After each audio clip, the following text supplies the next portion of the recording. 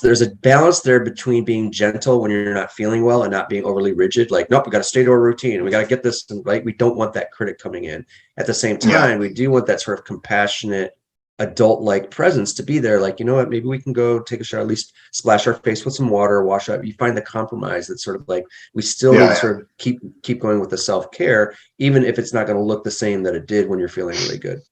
Yeah. Like it takes a lot for me at the moment to go and like at night, like brush my teeth, and then I wash my face and I put on all my shit. I don't know, dude. Like I use retinol, and then I know I do the whole thing. I have a fucking beauty routine. Eye cream, retinol at night, and then I bought like CeraVe, you know CeraVe, right? I'm the gay one. I don't even do that, so I'm just saying it. But go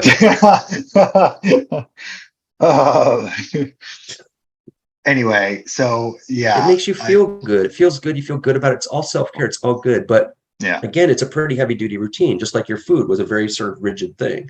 And so there can be an all or nothing approach with that. Oh, that's too much. I'm not going to do it tonight. Right.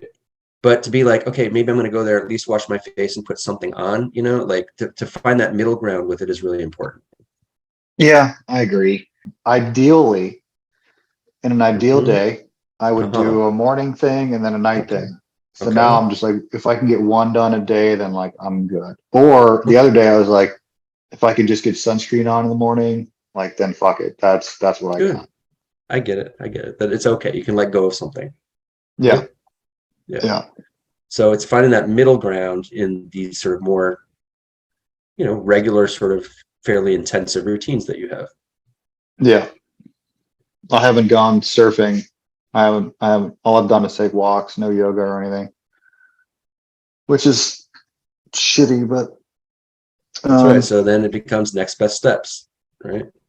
So it's quality because, you know, when we feel good, then it's like, I got it, takes over, right? It's like, I can do this and I do the routine, I do all this stuff and I get very sort of this and I'm going to surf and I'll do 3.5 hours of it and then I'll whatever. And then, you know, it's like, it's an overdoing it. It's not just an overdoing it with surfing, but I think your routines tend to be fairly heavy duty, fairly rigid, very intensive, right? I mean, just the skincare. You're going through this stuff and eventually maybe you'll get through this. And at that point, you're going to want to go back out into the world and do things. Right. So like, try to like, I'm just trying to maintain some youthfulness. A part of you is holding on so that at some point you'll get to some other place, which is the place where women desire you and good stuff happens in that area, right? That's right. That's right. So that it's tied to the story that you have of being in some place other than where you are today. That's right. And you can see these things that are tied to the story. When the story collapses, you stop doing it. Then there's a plummet that happens, right? Then I'm not even holding on to this. It's not even within the realm. The story is gone. It crumbles, right? I can't do it. I'm never going to get there. I'm always going to be in this spot. See, it's never going to happen. It's still an attachment to these stories of someplace other than you are. Where realistically, the stuff that's happening in your life when you take the next best steps is your new life being created, right? That's it. This is your life, and it's being created in front of you as you're doing it. I don't know that that's good. It's accepting limitations, right? It's living within the limitations of your life and being like, what can I work with this? Yeah. Anyway. So you can also think of a wave as certain parts of you being activated and being blended from the IFS perspective. That's what I've sort of come to understand. When I'm in a wave, these sort of wounded parts that were stuck back in the day think, okay, yep, here we are again. I'm going to be stuck here and it's going to last forever. Right? It's a very kid-like stuck place. So that's why these next best steps are so important. It's proving to those parts that you're not stuck. Now, you may not be able to do what the critic says you do and to sort of be who it is you're supposed to be and do the whole skincare routine, but you're still building a relationship with parts of you that are terrified of being in a stuck place. It's always going to be like this, right? I'm always going to be alone and no one's going to love me and I can't perform the way that I'm supposed to perform, right? That's why you have to take these next best steps. Now, there's going to be the critic saying, that's not good enough. That's not the same thing. You know, this doesn't do anything. You're not this. But that sort of inner loving parent quality just says, you know what? And we're just not up to the whole skincare routine, but we're going to go splash our face because taking care of ourselves is important. And this is how we live our life. I like how the skincare routines become a microcosm for my life. Yeah. But you're right. No, you're right. Yeah. I think you still put a lot of juice into the story, especially around love, romance, relationships, and sex, right? And so that's on hold for right now. And to put something on hold, you're probably placating parts of you that give them a story to hold on to. Well, it's this way right now, but it's not always going to be this way. And at some point it's going to be like it used to be, because I know that's what you like. Yeah.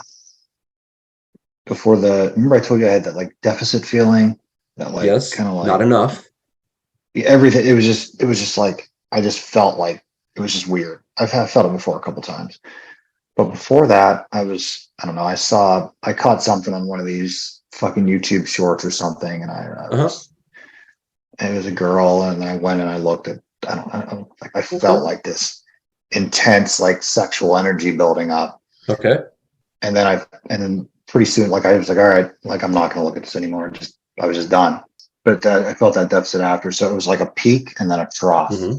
Like I really like thought of it. I'm like, oh man, that feels like young energy. Like I could feel it, like, oh, that's right. Craving, desire. Yes. And then and then it went whoop, and then you're going to crash, right? Yeah.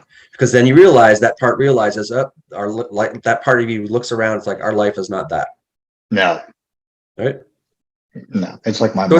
It's working with that part and bringing that part into your life in a new way. Like it's integrating that part, which I told you, it's like I had to put that part on a back burner for a while, but it's sort of, how is it that part can be a part of my life, but not hold on to certain stories about what it is, the charge, the exact picture that creates that charge. It's withdrawing from that. It's finding a way for that energy to be a part of your life, but it's going to look different than what you've experienced previously. And it's unknown what that's going to look like, right? You can't like say, well, here's what it's going to be, because you don't know what that's going to look like. I mean, you're right. The stories are the killer, because then you think about like, how am I going to do this? That's right.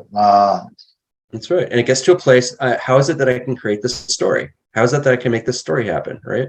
You've been able to back burner the stories a bit. I think I haven't heard you talking about stuff. You haven't talked about, and you said it's like, well, yeah, I kind of back burnered that a bit. Yeah, it comes up, right? It comes up, and then the power of that story comes to the forefront. That attachment gets re-energized, and then there's parts that realize it's like, we can't do. I can't. That's not going to happen. Right? That story is not going to happen. We will move to a place that continues to get better based on our own self-care and integrating ourselves and getting off the drugs. We will get to a place, but we don't want to move back to a place that's based in dysfunction. That story that was created was based on scarcity. So we have to kind of continue to sort of withdraw from that story, the parts that are very attached to it, because you clung on to those stories to get you through very tough times, right? Well, at least someday it's going to look like this, right? As a kid, and as life goes on, we cling to those stories. So letting go of them. Sometimes the stories represent hope, right? They always do. That's what the story is. It represents hope, and the roots of it. The roots for me, my story, I think of like a boy. I said this before. I was in my talks, a boy like me, until 11, 12, 13, coming into my sexuality, completely closeted in the AIDS epidemic. And I'm like, I had to create stories in my head, and I didn't know I was doing it at the time, right? It wasn't an exact sort of thing, but there was something in me that I created that I could hold on to that says, right now it sucks, but someday it's going to get better, right? So we create a story of hope. But then we become addicted to that story, right? That story becomes our everything. And then everything we do is in service to it. And if we can't get ourselves there, there's this collapsing feeling, that not enough, that deficit, not enough is the critic. And historically, the critic would be what moves us to push so hard to get to that story, to do everything we can to get to that story coming true. Right? I will be this person. I'll earn this amount of money. I'll get to the gym. My body will look this way. I'll do everything I can to make that story come true. And we've employed the critic to make that happen. And so when we can't perform to that way, and the critic is pounding away on us, but our parts that have been doing this are exhausted, we collapse. And we just come to this place of shame, this place of deficit, and this hopelessness that's like, no, I can't do it. I can't pull it off. I can't make that story happen. And it feels all or nothing. It feels like that I'm going to die, that I'm stuck. And life isn't worth living, and I'm going to die. Does that resonate with you? Does that sound true? Yeah, dude. Okay. It's just, I've told you this before. It's like yeah. I mean, yeah. Because I lived it. Man. I know. Like this is how this works, right? So you've been able to distill the experience into just, yeah, you're right on. Okay. So your stories got activated again at some level. It's because you're feeling better. Those parts start to think, oh, well, I'm feeling better. Maybe we can pull this off. Maybe we can make that story happen. And that story gets activated. Those parts get activated. And there's a continuing process of allowing those parts to be a part of our life at some level, right? That energy, the sexual energy, these ideas of what we want, we hope for, but we can't have them take over. It's like they take over, they jump into the seat of the bus, and we start driving the bus from that perspective again. Yeah. Yeah. And then with that shit. But we don't have all the things that prop up that part. We've run that course. It's just not going to happen. We can't live life that way. That's what we're discovering. So for me, as I was in a very contracted place, I've been stepping out into the world. My stories will get activated again, right? My sort of foray into dating after not dating for a long time looked pretty messy in some ways, right? Because parts of my stories were very much activated again. And I had to acclimate those parts of me to be like, no, we have a different idea of what life looks like, and we have to adjust what it is that we're moving towards. We're letting go of old stories and sort of creating some new ideas about what we're moving to, right? In hopefully less addictive ways. And really it reflects, so like, for example, I was doing a lot of the ACA work, and what I realized was those were healthy relationships. They weren't romantic or sexual, but some part of me knew that I was never going to be in the types of relationships that I was before. I was going to have a new type of relationship that was better reflected in the new types of ways that I was relating to people today. So I had some reference of kind of where I was going, but it's a faith walk, or, trust to say, I can let go of the story and it's going to be okay. And I'm moving towards something that's going to be good, but I don't yet know what that looks like or feels like. So it's an incremental process, and it comes through taking next best steps. That's how because anything other than that is you're just creating a new addictive story, right? That's not, which is what I've done with surfing, probably, to a point. At some level, but I think there's also really healthy stuff in there for you too. It's not not all or nothing. Right now, you take it to the addictive place where you just stay out there for 3.5 hours and like this, and it becomes.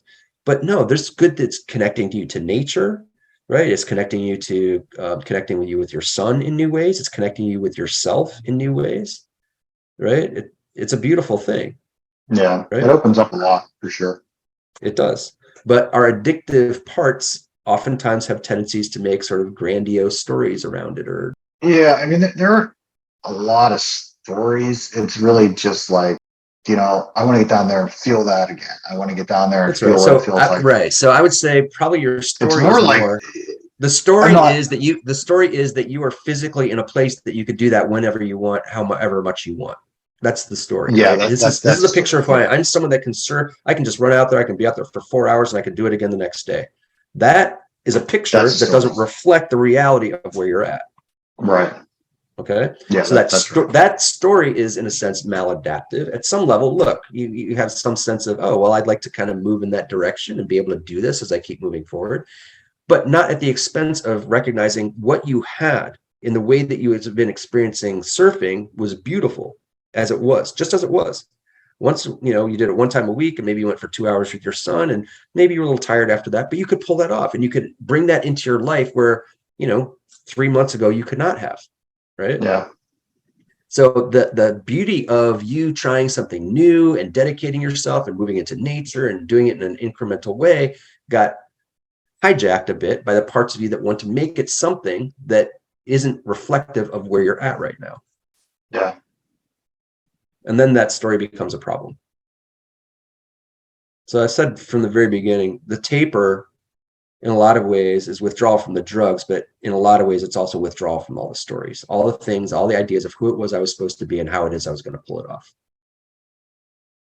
It feels like withdrawal from life, but really it's like a life that you. Well, my life was consisting mostly of stories. I was not living life in the present connected to real life. My life was my stories and my imaginations of what I was doing with all of that. We are withdrawing from that work. And that's the meditation. We're stepping out of our stories, the thoughts that are continuously rising, and coming into the felt experience, the felt present of what is right now.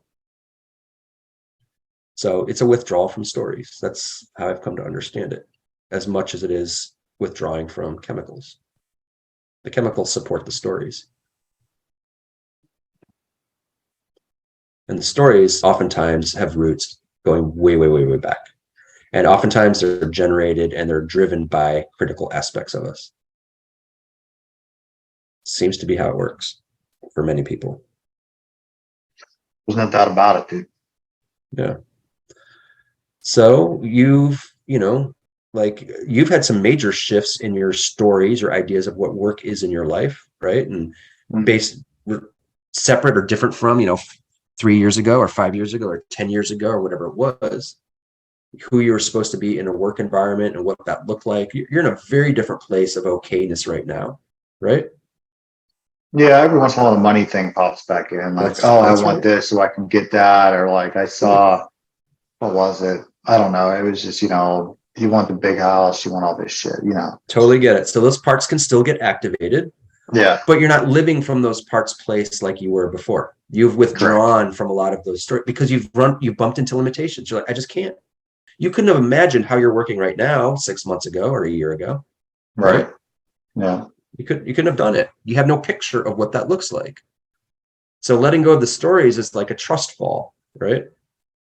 It's like a trust fall because you're falling back. You're letting go of a story. And you're like, oh, I don't know where I'm going. Don't know that there's anything there to catch me, right? What do you say? Let go and don't know. That's it. A lot of 12-step programs say, there's some entity there that's got your back and it's going to trust. And so therefore you can let go of your stories.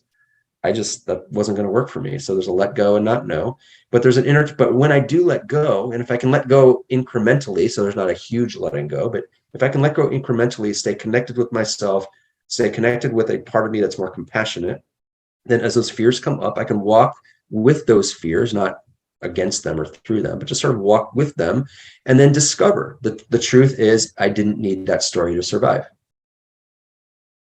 And then that trust, it's not a faith so much as a trust that builds.